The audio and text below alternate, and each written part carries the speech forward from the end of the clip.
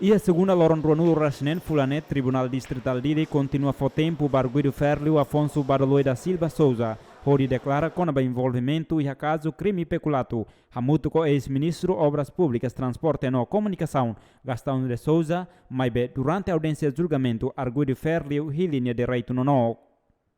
Além de arguido, o padre Martino Guzmão declara antes no telefone para ex-primeiro-ministro Cairala Sanana Guzmão, onde russo halo leilão ba careta estado, mas bem Sanana responde cada careta atu halo leilão la iha.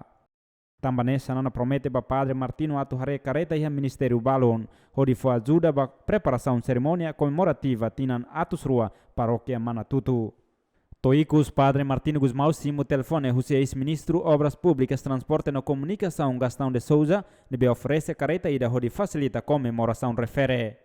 Banhira entrega careta Gastão de Souza hateten, careta ne patrimônio Estado, ou manutenção, responsabilidade do Ministério, no durante utiliza careta ne, halo manutenção da rua Russi MOPTC, ou combustível utiliza o paróquia. Foi na declaração José Arguido terá dia processo de julgamento valoram ruanulo rasinen fulan março a turona declaração José testemunha.